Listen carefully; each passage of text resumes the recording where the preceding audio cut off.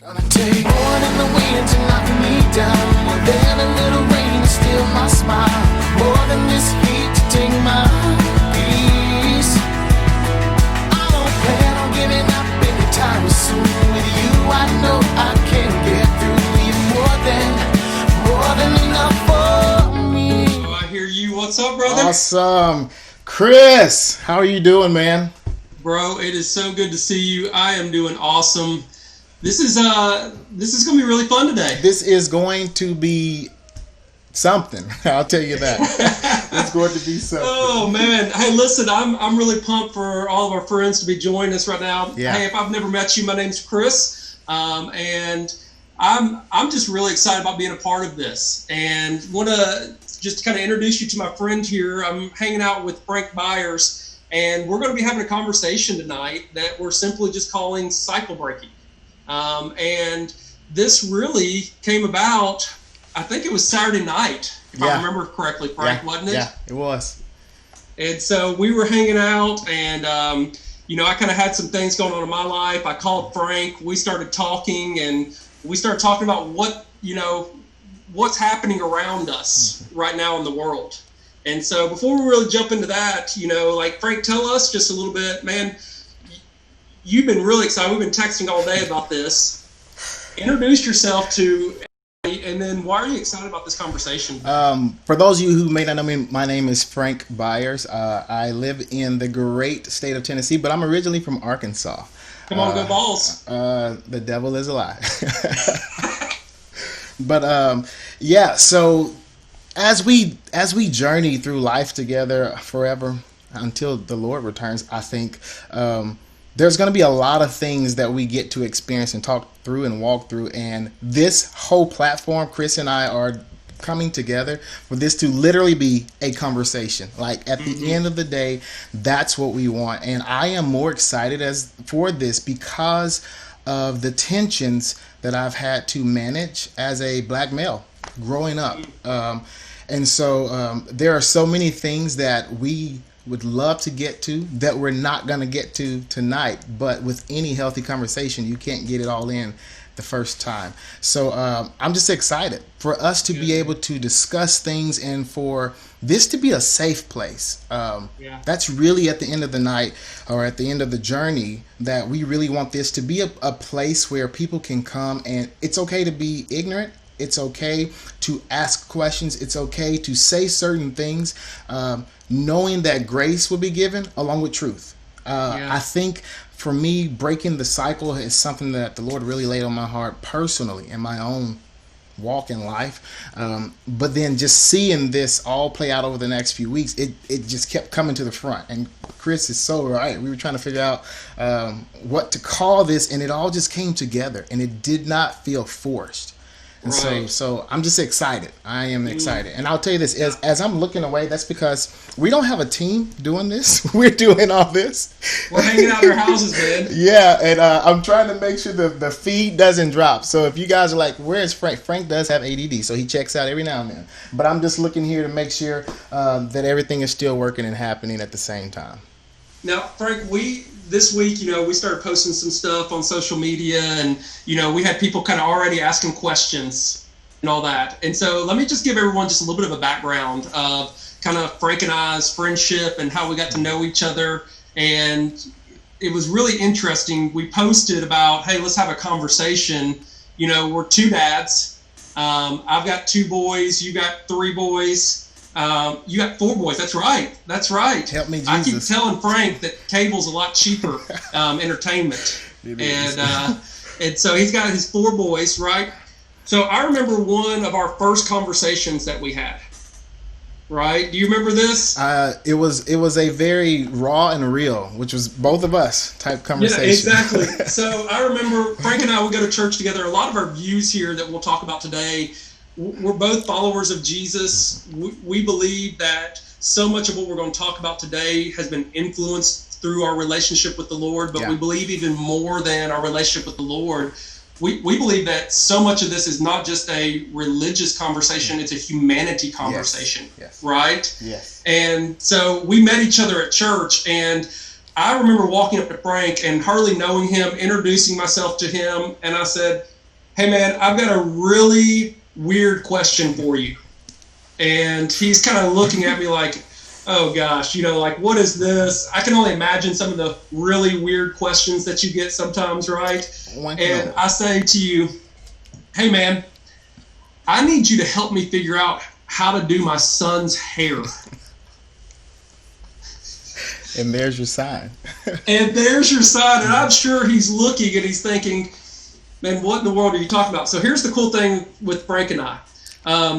I've got 2 boys, and I'll show you a picture of them. These are my 2 boys right here. Now, this isn't a Frank just shared his screen by accident, and these are his 2 boys, right? They could be. These are my 2 boys. Yeah. And so I'm a white dad. I've got 2 black boys. Both are adopted from Ethiopia, and I have no idea what to do with their hair, right? And so I'm asking you, like, "Hey man, how do I do this and how do I do that?" And one of the coolest parts of the conversation as we continue to talk is you looked at me and you said, "Hey man, I'm going to actually have some questions for you." You as well. And the reason that is, for those of you who may not know, the reality is that we both have a beautiful, unique setup for what we have for our family. And so not only am I blessed to have 3 amazing, awesome, crazy crumb snatchers is what I call them, boys, but also my oldest son is adopted and just so happens to be white. His hair is nothing like my hair. His hair, boy, he's rocking that hard cut right there. I like that part. So this was a unifying thing that Chris and I had no clue one day would get us to where we are now. And I think the beauty in that is the Lord goes before us at the end of the day. And that's what we want to be able to do, have real conversation and be able to communicate, to talk, and to let the fears of being misheard and misunderstood be erased, but also to address the healing that needs to happen. That's our heart's desire. So here's how this conversation came about, guys. So we're in a time right now in our nation that our kids will one day, I believe, study what's happening right now in history books. Yeah. And as a dad, I'm watching the news constantly right now, right? Especially on Saturday. If you remember Saturday, what's going on, like we're seeing protests and we're seeing things happen in Nashville, right where Frank and I live right now. And on Saturday night, my youngest son, as we're watching TV and eating dinner, he looks at me and he says this. He says, "Dad, it's a really scary time to be a black person in America right now." And in that moment, my heart was broken. If I'm being honest, I was really angry. Yeah. But I also felt really helpless as a dad. Yeah. And I knew as a dad who had 2 black young men that I wanted to do something. I wanted to know more. I wanted to be encouraged, but also wanted to be challenged right now. Yeah. I wanted to be able to become more educated. And honestly, I just needed a safe place to ask questions. And that night, I'm texting with Frank, and we get on a phone call, and I'm asking all these questions to him. And through that conversation, what I realized was this, is I realized that so many of us need what I had right then. A safe place to ask questions. But I think what allowed the door to be open so much in this conversation was I wanted to come in and ask questions of understanding, not ask questions so that I could make a point or I could be heard.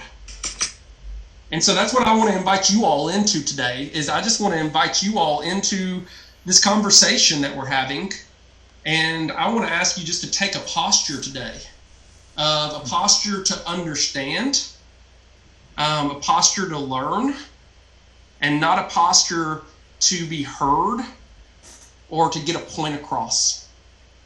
This isn't a political thing, right? This is a human heart thing.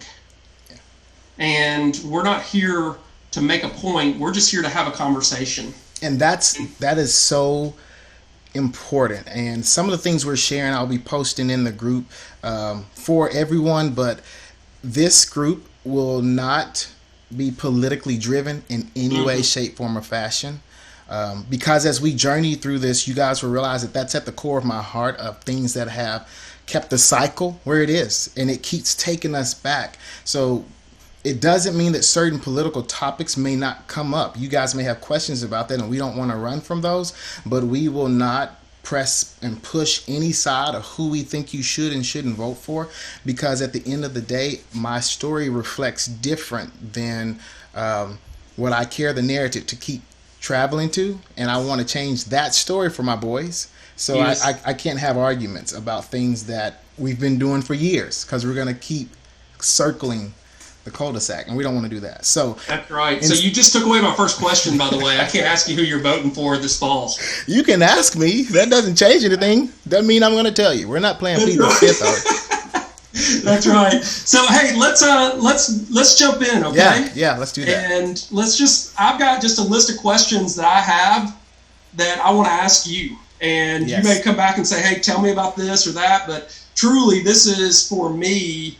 I just want to invite people into what I experienced, right? Of just being able to ask some questions. Yeah, and who knows, maybe we'll do this again one day, and we'll let folks who join us ask questions as well, and not just me hog the microphone here, right? So let's just kind of start with this. So we said we want to be cycle breakers, right? Yeah. Name this conversation here a cycle breaker. When you talk about being a cycle breaker, Frank, what does that mean?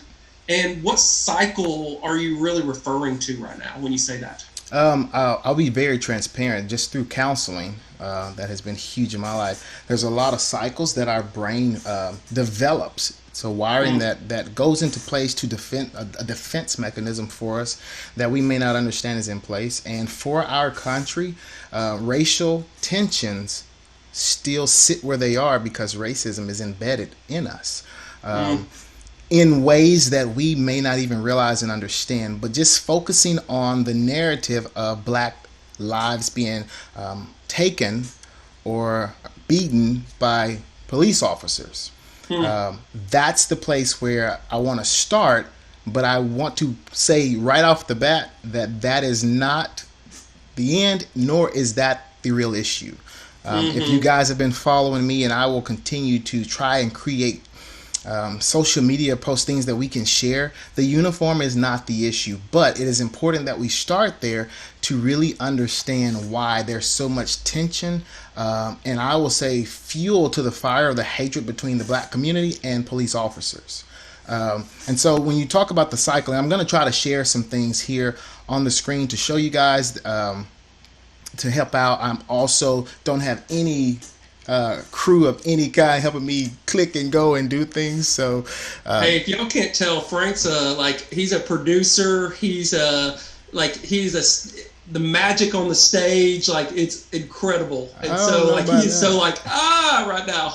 I am like, I need help. Listen, you're only as strong as your team, and that is reality, and that is truth. But I want to share this this cycle with you guys, so that you can actually see and be able to understand. And I'll post this in the group. And again, I apologize with certain things not being as clear to be able to see. But when you look at this picture, and I have a breakdown of it that builds day by day, when you look at this, it allows you to see what I have seen for years. I am no scholar. I'm only coming off of true life experience for myself. And typically what happens, we need a tragedy to happen. And when that tragedy happens, which in this case is a black male being murdered by a police officer, then it starts bringing attention to the fact that there is some, there may be some racism, there may not be, that tension comes in. So then the first thing that happens is the black community is outraged and upset. And protest begins, as you guys can see. And then based on relationships, based on where you live, based on the typical phrase, we're going to wait till the facts come out, will determine if white individuals and other races will come alongside with the community and speak up. History has shown us that there's been very few instances where influential white individuals have spoken up. And I say that with wanting to make sure it's very clear that when I say influential from this point on, that is talking about every single person. We've been misled to believe that you need a platform, you need a following, that is not true.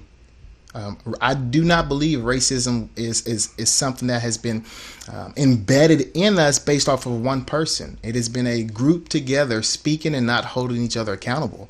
And that's the tension there. So you have a platform, you are an influencer in your community, in your household. So as the cycle continues, which is naturally happens, then I believe that once we get to what I'm saying here is day 3, and if you can't tell, it's the Jesus in me. I think I kind of built this off of creation for the 7 days of creation. I'll be very transparent about that because on the 7th day we rest, we'll get to that. But on day 3, the narrative has to change. And what I mean by that is racism starts showing its face. And when a black man is killed in this country and it gets attention, it allows other black individuals to speak up and react. But the thing is, yes, we are outraged and frustrated and hurt because that black individual was killed. But also, that finally gives us an opportunity to speak about the hurt, the racial things that we see and go through and have to hide and hold on a day-to-day basis. Because if we speak up any other time, it will fall on deaf ears, or it will not be received, or it falls into this place of, you're just playing the race card. And so it basically does what we witnessed that officer do. It chokes the life out of our voice. So for me, when things like this happen, I do feel hope. It is so the other time broken within my mind to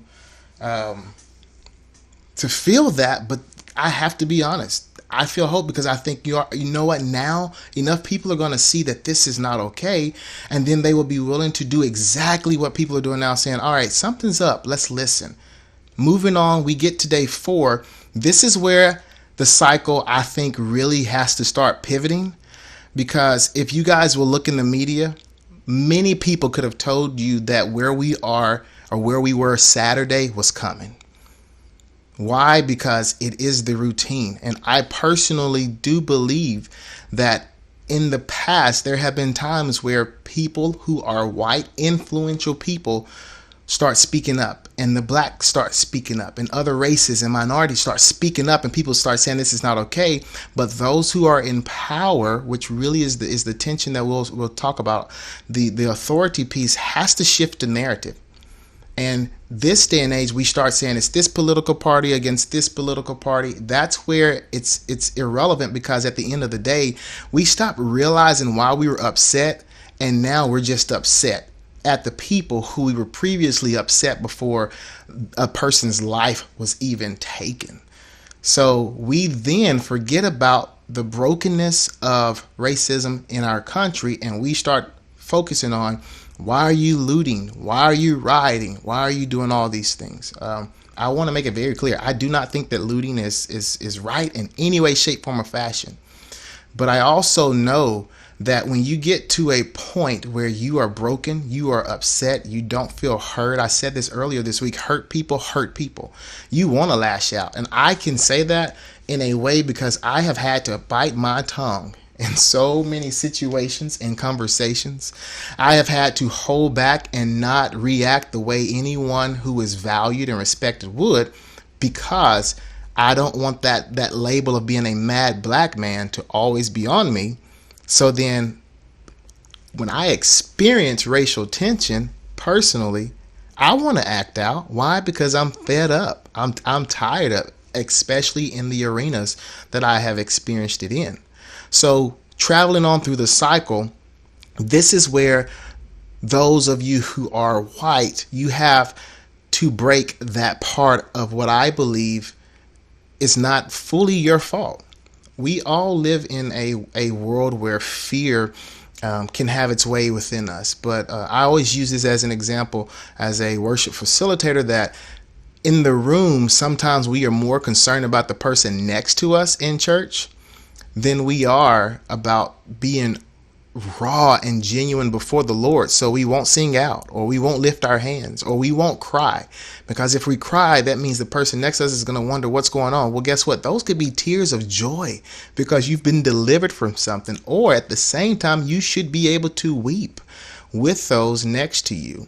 And this is the place where I think it forces those in the white community to pull back, because they also know that just like the person next to them that may be sitting at church, may be a family member, that if I speak out too much, then this is going to create tensions in the home with my family that I'm not sure I even want to entertain. Is it worth the fight? I don't want to speak, and Chris, you may be able to speak this. I don't know, and I don't want to speak for the people, but I think sometimes that's the ideal. It comes up. Is this worth the fight? Which is why the phrase "let's wait till all the facts come out" is the safety net, because that's so good right there. Let's wait till the facts come out, or man, I want to make sure I'm measured in my response. I want to make sure that what I'm saying right now makes sense, because I can't fully identify with what the Black community is feeling. And so, I want to make sure what I say. And I think what's happened, Frank, is that the white community has waited so long for the facts, if you would, for I want to make sure what I say is okay.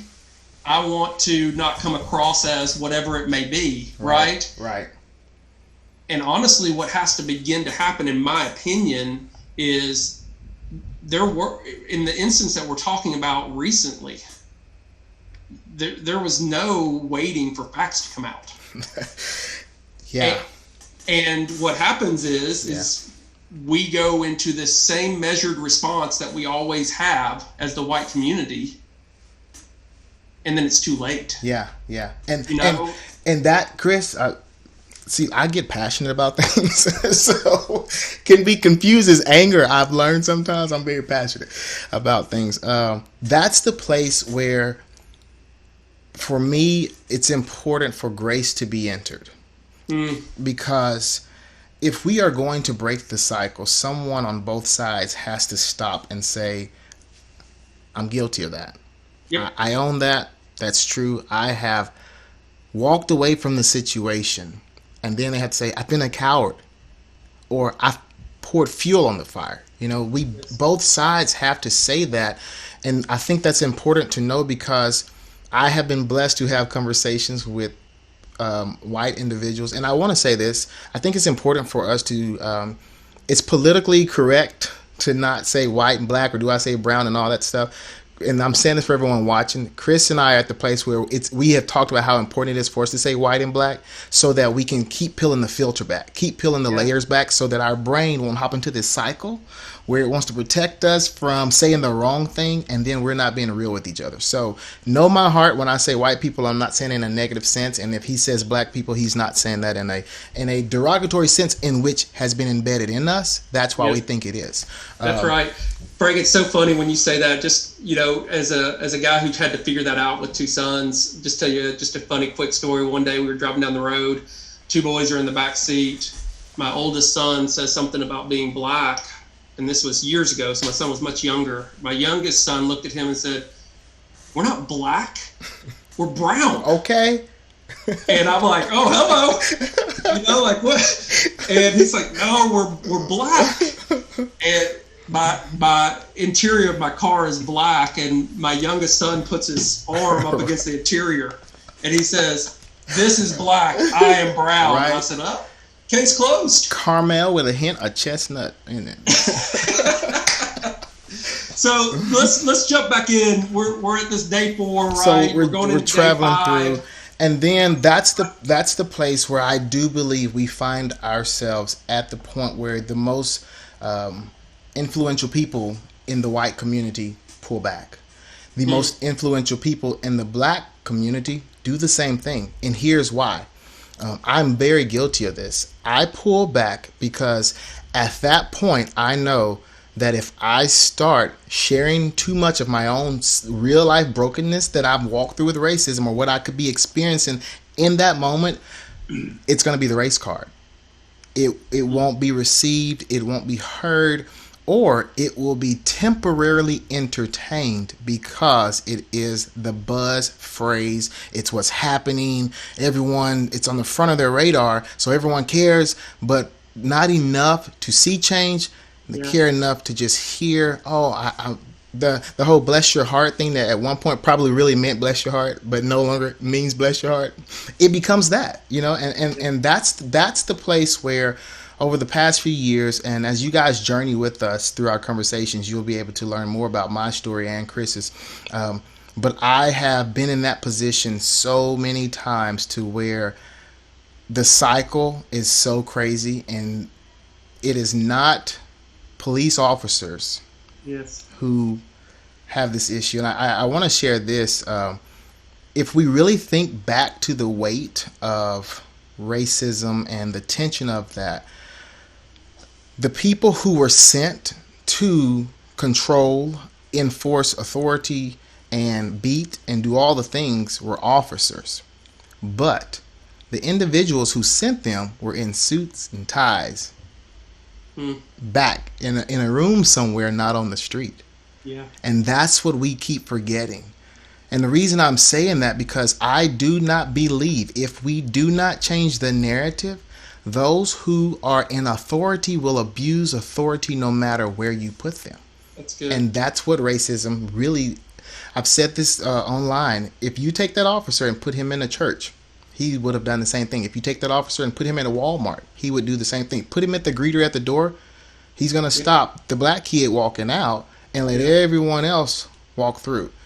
Put him at a workplace where he's the senior advisor. He's going to not allow certain people to advance because that's just in him based on the color of their skin. Put him as a coworker. He's not going to know how to interact with that black person that is in the break room. So he's going to make jokes that he's heard passed down because that's going to make him feel comfortable and in control of the situation so that he can feel comfortable, but not realizing you are literally being the most racist person. And what are you doing? You are choking. You are literally choking the life out of an individual. That's right. It wasn't a uniform thing, man. Not at all. Not at all. Not at all. It was a heart thing. Right. And it was a heart thing, and wherever he was, it was going to play out. Yes. No, and that's why this gives me hope. Because there are enough people now who are saying that's bad. They're no longer just saying that's bad, that's sad, oh my gosh, something needs to change. They're saying, wait, we need to listen. And that changes everything, because as a black male who's waited to be heard on certain, I've been blessed to be able to open my mouth, and I like to talk a lot. I'll own it. But I have been blessed in this season to have individuals who I know can change, break, destroy, and remove the cycle to say, I want to listen. Because what they are saying in their intellect is they're saying, I want to listen because I know something's off and I'm ready to speak up. But before I open my mouth, I want to know the facts. But I think it's also now it's a hard thing of I want to understand the facts, because when I come out, I'm coming out swinging. And that gives me hope. Yeah. When you were talking about just, how the black community will respond in this cycle, and you get into that day 4, day 5, I'm not being heard, change is not happening. Right. I'm starting to throw my hands up in the air. I think so many times what happens in the white community is they see an injustice. They become passionate about it because they know what has happened is wrong. Right. But what happens is, in the way that it flames out in that community, is well, it didn't actually affect me. And so now I'm just going to move on, like I'm going to move on because whatever has come up in my life that's now actually affecting me has taken my attention. Yes. Instead of what is actually wrong Right. has kept my attention. And so what happens is that because it hasn't personally affected us, we move on to the next thing. Right. And, that's where this heart change, I think, and this was later in some of my questions, so we can kind of go ahead and jump into it. Let's go. This is where, that white privilege comes in. Yeah. Where because something doesn't affect me, I forget about it. Mm.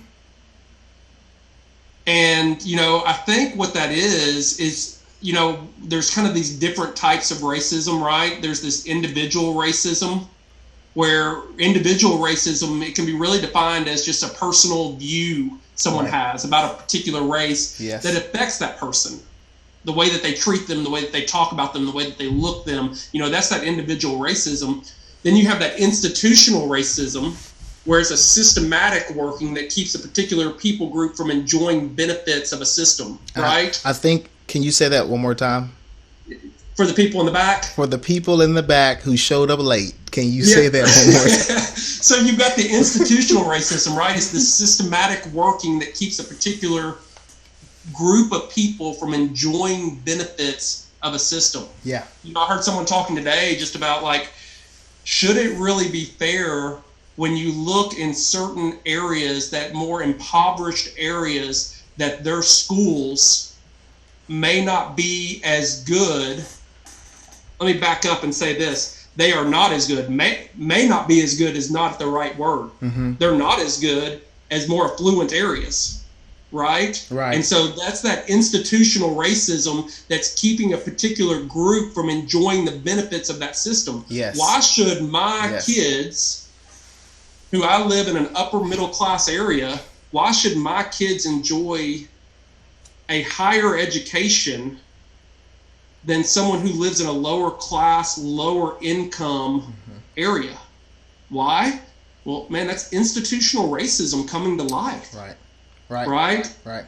But where we really were going with this is that indirect racism. It's that mix of individual and institutional racism, probably best described as, kind of turning a blind eye to a discriminatory condition instead of creating a positive environment. Why? Because it doesn't affect you. Right. And you know what's crazy, Chris, is I'm pretty sure some people online right now could be thinking about this, and the question always goes to, well, if I knew, then I would speak up. If I knew, I would make a change. And so I just want to be very transparent and real.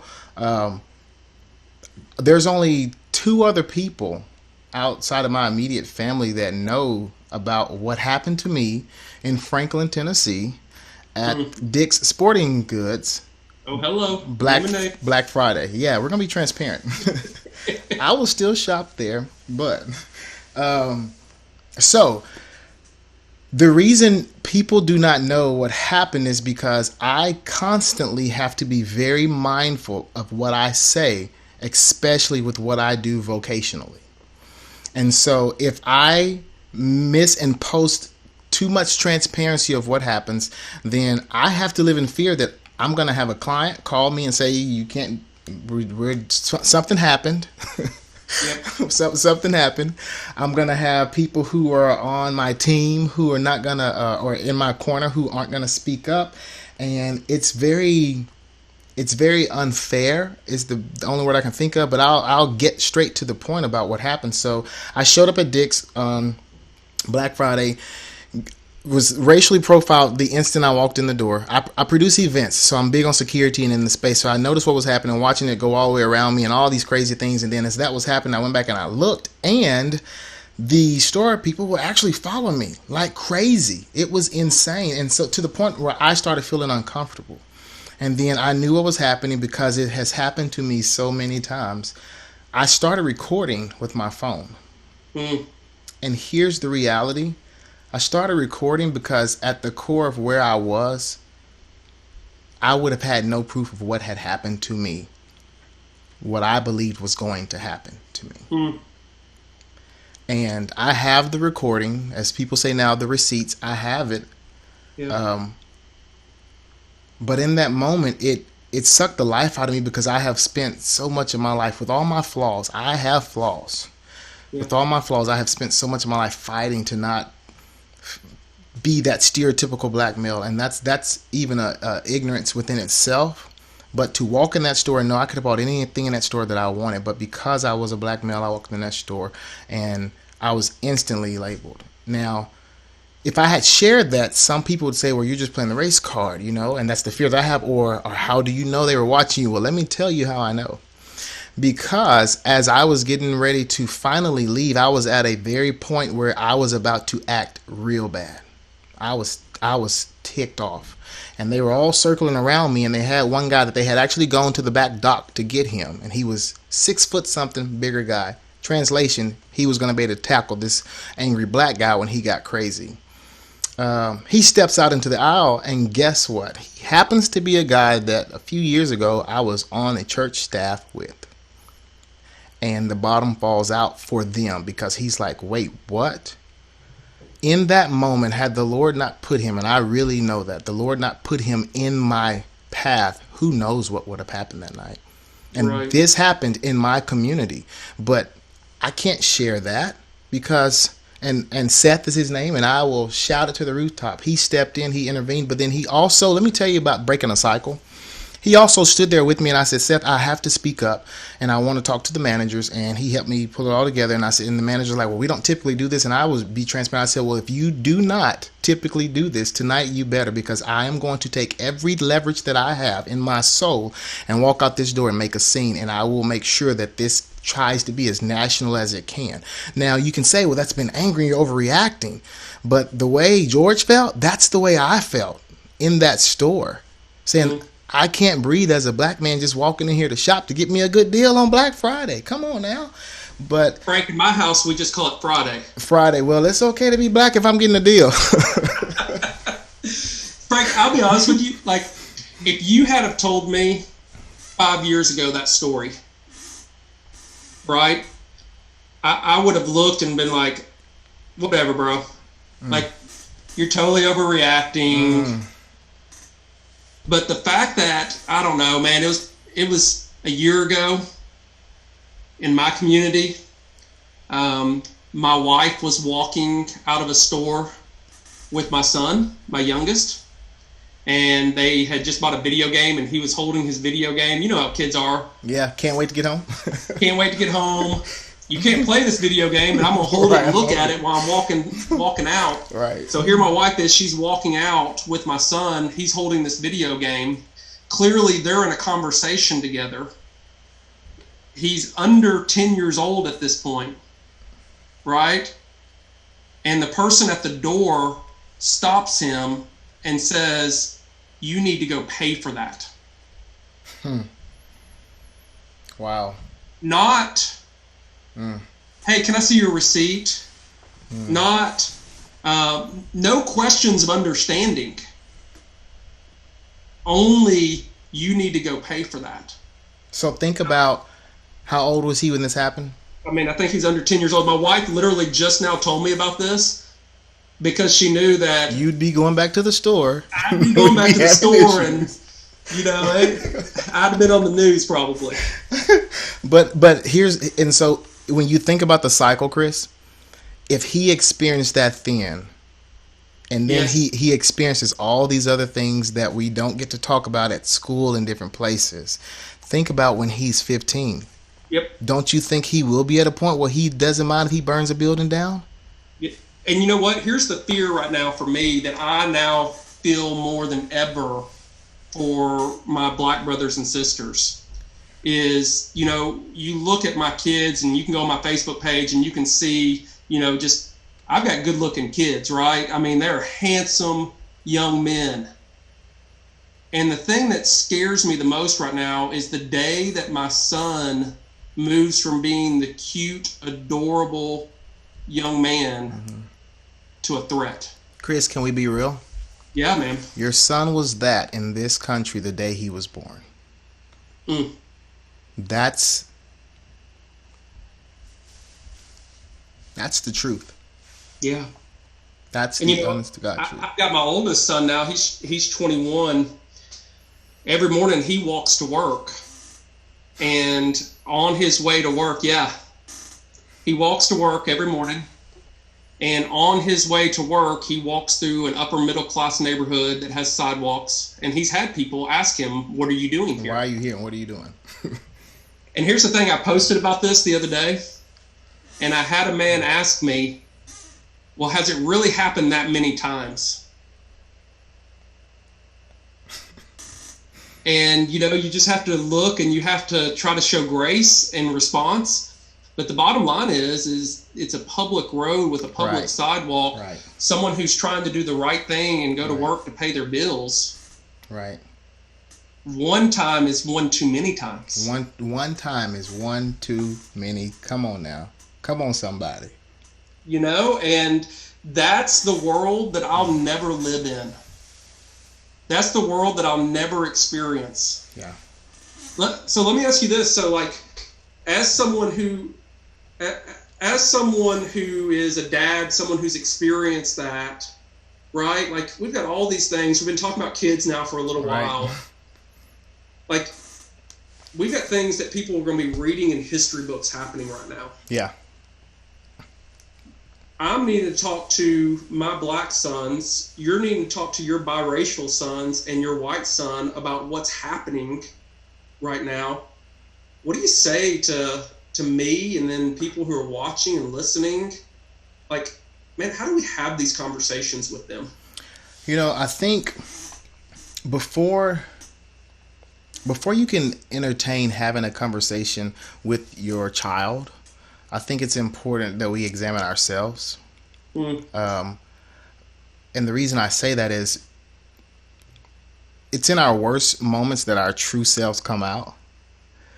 And if you are trying to help navigate your child through a situation that you really haven't fully understood to process, then you're only giving them enough, which honestly, Chris, I think that's probably what has happened over the years. There have been people who racism has been spoken into them, but they've been like, there's something off about this, but not enough conversation to say, hey, this is so wrong that our family lineage has made mistakes and we want to break cycles. So then I think that's where it should start, because if it does not start with you, it is just going to be a social media post of this time that you post in that season. And it will not be a true change of your character, a true change of your heart, a true burden that is laid upon you.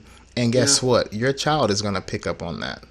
They're going to see that, that was just the fad, and that was just mommy was doing this, daddy was doing this, on both races, and all races, But if it isn't something that we really want to see changed, it will be the next social media clickbait. And then when the next thing comes along, it's out of sight, out of mind, until another black male and a cop has an issue. Yeah. And that's the narrative that we are going to change. And it's important. Moving into discussing that with your kids. I'll tell you, Chris, when you talk about sharing that with your kids and processing through that, man, do you know that kids are taught about racism without us even realizing that? So I've heard you talk a little bit about, you don't have to see. So many people will say racism isn't real. It's not happening anymore because I've never personally seen it. Mm-hmm. I don't know someone who has experienced it. And I remember you saying one day to me, it's all around you. All around you. And you never know. You never have a clue. And why do you say that? I say that because it is something that has literally been embedded in our makeup, in our society, to the point where when you see it, you accept it and you don't even realize what it is. And guess what? I am guilty of that. The other day, my wife and I were sitting. We have, as you see, tons of babies. And so we have been in a cycle of Mother Goose Club and kitty songs forever. Help me, Jesus. And we were watching, our 2-year-old was watching, having his TV time, and he was watching his show. And I want to show you, especially parents, I want to show you guys how crazy this was for me. And my wife, Mandy, actually said, wait, do you think that's racist? And if you'll notice that this video has 58, not just 58 people. Look at how many down here. If you guys can see that, yeah, you guys can. If you see how many people have viewed this video. But I want to share with you guys just a little bit of this video. The Finger Family.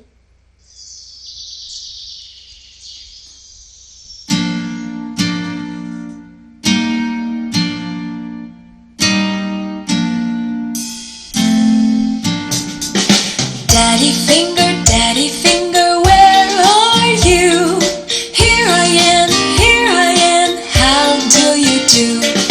Mommy Finger, where are you? Here I am, how do you do?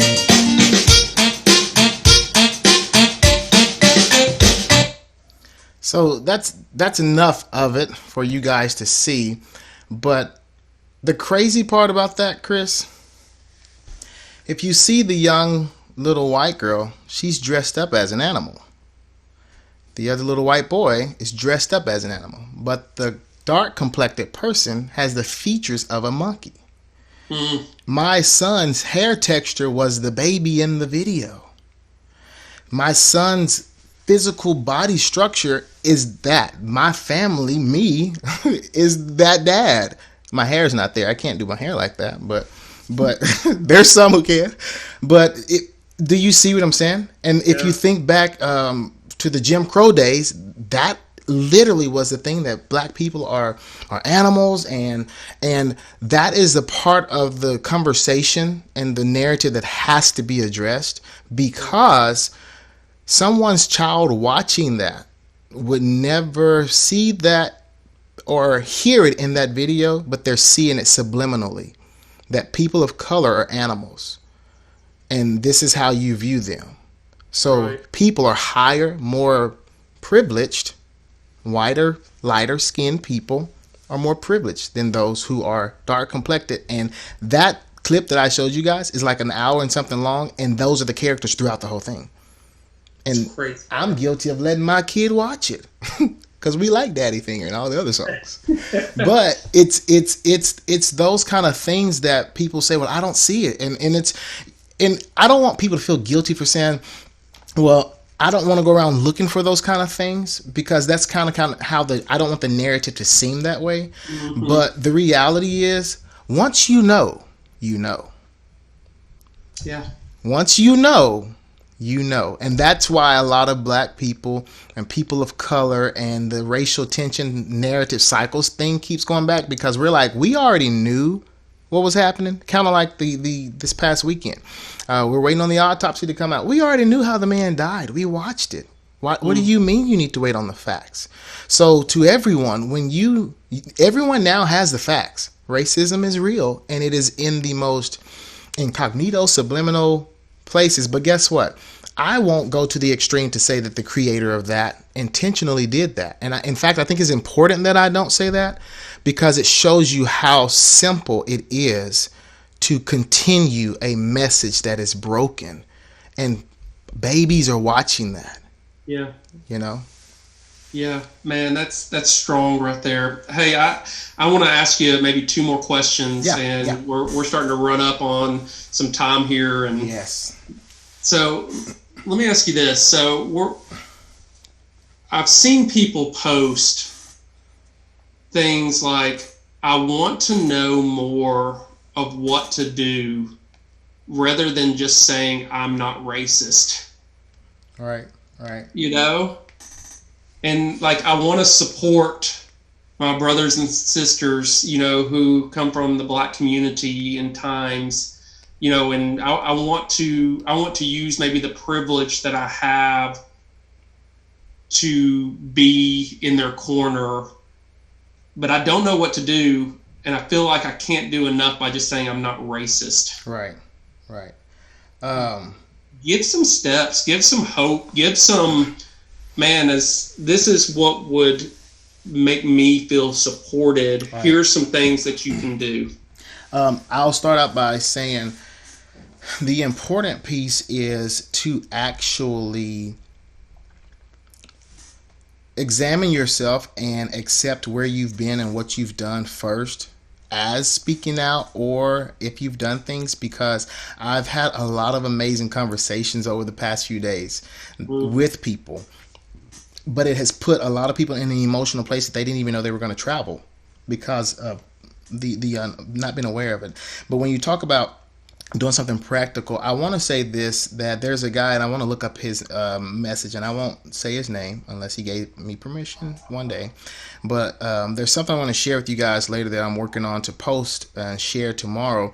But I reached out to different people that I randomly met or knew to be a part of, and I asked him to share something with me, and he messaged me back and said, hey man, I don't feel like that I'm the right person for this, because I don't feel like I've broken the cycle. And my reply to him was, and I genuinely mean this, the enemy wants you to hear that, but as soon as your heart broke, so did the cycle.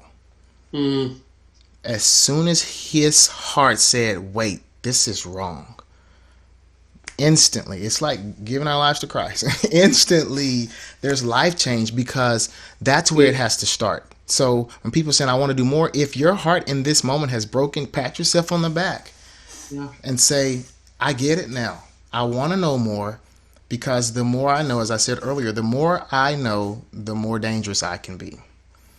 And the next step that I would say is having conversations. You have to definitely have safe spaces to have that, which is why we have created this platform. And I know, I'll say this too, I know a lot of people may have tons of questions, and we'll wrap up with letting you guys know at the end about how we're going to answer those questions. But if you aren't in communication with a black person or a person of color, I would encourage you to try to build that relationship. Some of the most amazing people in my life have been white people, and we didn't have much in common at all but Jesus or some random thing. But the relationship was so thick and so rich because we were meant to do life together, which has allowed me to have grace in this situation, because they debunked the theory that all white people were racist. And I would like to say for them, it debunked the theory that all black men or all black people are a certain way and all the things that are rolled out in front of us. But if you're not having those conversations or in a relationship with people, then it's hard. And I know there's some people, I had a pastor reach out to me and say, hey, well, we're in an area where there's very few diverse people and it's predominantly white. What do we do? And my reply to him was, you treat it like any other missional thing that your church is doing. This past week, I've been trying to think about ways to help articulate and help people process what's next and how things look and how to understand. Operation Christmas Child is a huge organization who have done a lot of amazing things. I'm pretty sure when the founders of that came back and told people their heart of what they wanted to do, people were like, you're crazy. And what? That doesn't make sense. But they tangibly got evidence. They started building relationships. They started having the conversations, and look at the world life-giving, gospel teaching, amazing thing that so many people get to be a part of in that. The place where we sit, though, is racism is so deep that truthfully, a lot of people, I believe, white people struggle with having that relationship or building that or having that conversation because out of fear. The fear of, am I going to say the wrong thing? Yep. If I say the wrong thing, what does this do? Well, if you have developed some decent common ground with the person of color, most likely they're not going to care that you're saying that, because there's probably some things that they want to say. They probably want to say some things, but have those conversations back and forth. But then at the same time, if we are going to break the cycle, then we have to, because you know what? We will hop on a plane and go do a missions trip and take a picture with this sweet little person and plaster it all over our social media, but then we won't come back home and go talk to our next door neighbor or the person 2 communities down. Yeah, And that's good. that's the tension that we, the black community, sees. Mm-hmm. Because it's like, now I saw your social media post and you were in Africa, but you didn't come down here to the Yep. so why do I think you genuinely care about me, you know? And that's why a lot of times that feedback is, don't have a conversation with me just to have it. Either you really want to get to know me or you don't. Yeah. Yeah. I heard someone challenge me one time when I was wrestling with just the diversity in my life, and not just with people, but socioeconomic diversity, political diversity. And they challenged me. They said, "Hey, I want you to open up your phone right now. And I want you to go into your text messages, and I want you to look at the last 10 messages that you sent." And I started looking, and they said, "My guess is that every single one of these text messages, this person looks like you. My guess is that this person probably lives in the same type of community that you live in. Yeah. My guess is that this person probably votes like you." And they said, "Now scroll down the next 10, the next 10, the next 10. Right. And if we don't start building relationships with people who don't look like us, vote like us, think like us, live like us, if we don't start building those relationships, Right. we'll stay in the cycle that we're in today. Right. We'll stay in the same cycle, Right. and the things that are important to us that we wish weren't, and the things that are not important to us that we wish were, Right. they'll continue to stay important to They us. won't change. They won't Because change. we don't break the cycle of where we're spending our time and where we're allowing our thoughts to be influenced by. Right. I also think we can't look at this as it's going to be an overnight fix. Yes. That's why you and I have locked in on the communication of, this is a conversation. We will be doing more of this, because if we think it's going to be fixed overnight, then it will just be a hashtag for a day. It will just be I'm just doing this just because, and it will not be true life change. And I assure you, the cycle is so thick. It is so thick that it is going to take every person who can in their home and in their personal community to break it. Because I'll tell you this, a lot of times black people don't instantly think that white people are racist. That's the narrative that is told to be believed. That is not the truth. I don't walk up to a white person and instantly think they're racist. I don't have to. But what I do know is how I'm treated, how I'm talked to, and how the interaction between us lets me know if you think I'm equal, if you're afraid of me, or if you're like, we're on the same level and we're in this together. And I'll give you a quick, simple way to gauge that is, Bro, you have never done anything quick in your life. I know, right? I'm trying. I'm working on that. What you got? When I go to different places for shows, and my name is Frank, and so people say, well, that's typically not a black name. I'm the third, somewhat, kind of the middle name change, but Frank.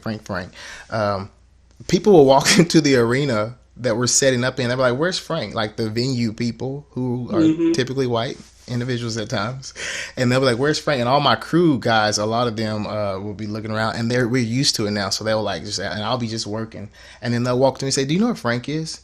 And then I'll say, "Yeah," or they'll walk up to another guy they'll walk up to all the white guys. Let's just be honest, they will, and then they'll say, "Do you know where Frank is?" And they're like, "That's him," and they'll come and say, "Oh," and it's like, why would you do that?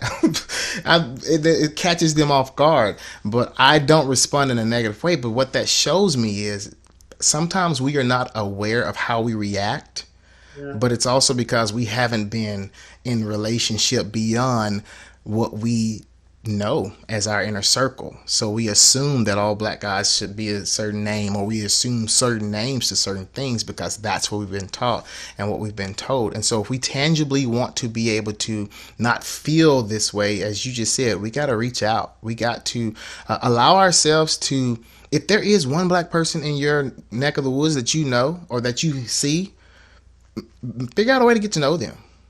You may not feel like you're in an area where it's populated in that sense, but figure out a way to get to know them in some way, shape, form, or fashion. And I assure you that that type of approach will allow cycles to be broken, walls to come down, and healing and restoration to start rising up for everyone. Mm-hmm. Yeah. Hey, let's end with this tonight. What's one practical step that someone can take this week that will help them become a cycle breaking, fill in the blank of who they are? Cycle breaking mom, a cycle breaking dad, cycle breaking coworker, boss. Like, what's one step that someone can take to help them become a cycle breaker this week? I know that the feed's acting up a little bit, so I'll repeat that if it got out for people. But what Chris was asking is, what is one step that's I would definitely say that one step would be allowing themselves to get to know more about things that they don't know of the Black culture and Black community. The internet is at our disposal for us to check out and be able to see and understand and research. So get to know more about the Black culture and allow yourself to, if you do have a Black person that you know or a person of color, make time for conversation. Make time to have just a simple conversation and ask them if you can just connect a color to better understand what they're processing and what's going on. Perfect, man. Hey, I think I'm kind of watching my phone here a little bit. It looks like we're pretty friends, and so maybe folks will be able to watch this and just the replay or whatever. Yeah. But this was really fun for me. We'll post some next steps in the group, and we'll get questions starting to be asked in there. And this was really good. And who knows, man? Maybe we figure out time to do this again. Folks want us to do that. Definitely. Chris, thank you for doing this. I'm excited to keep doing this. I think it's important for us to keep having the conversation more than anything. It is important. So thank you so much, man, and have a good night. And to everyone who joined us, thank you. We will be answering questions and posting more in the group to explain how to do that in the best way for us all to connect and communicate. For sure. Love you, bro. Love you too, man. Have a good one. Talk soon. Thanks. All right, you bet, man. Bye. Bye. Take more than the wind to knock me down. More than a little rain to steal my smile. More than this